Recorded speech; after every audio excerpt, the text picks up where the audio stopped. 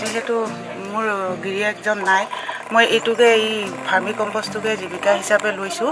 আৰু মোৰ ঘৰখন এনেকৈ মই চলাই আছোঁ এতিয়ালৈকে আৰু 2011 চনৰ পৰা মই এই কামটো কৰিছোঁ মাহত মোৰ প্ৰায় 22 কুইণ্টেল 25 কুইণ্টেলমান বিক্ৰী কৰোঁ সেই আৰু যিবিলাক মাৰ্কেটৰ কাৰণে মই একো অসুবিধা পোৱা নাই আমাৰ কৃষি বিজ্ঞান কেন্দ্ৰত মই এইটো ট্ৰেইনিং লৈছিলোঁ সেই বাইদেউসকলে মোৰ পৰা এতিয়া এই বস্তুখিনি নি আছে আৰু মই RFও পাইছোঁ আমাৰ গোটৰ পৰা RF মই 25,000 মই 2,000 লৈছোঁ লৈ মই এটা ভাৰ্মি বেগ কিনিছোঁ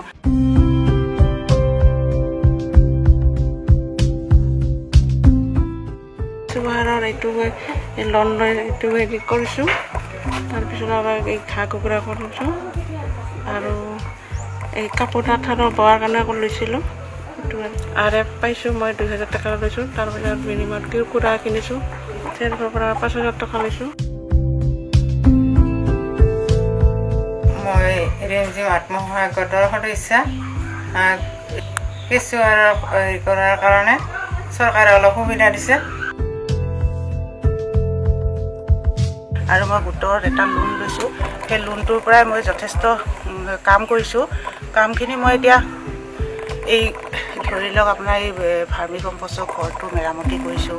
আৰু মোৰ ঘৰখনো মই এইটো জীৱিকা হিচাপে লৈ মই ঘৰখনো চলাই আছোঁ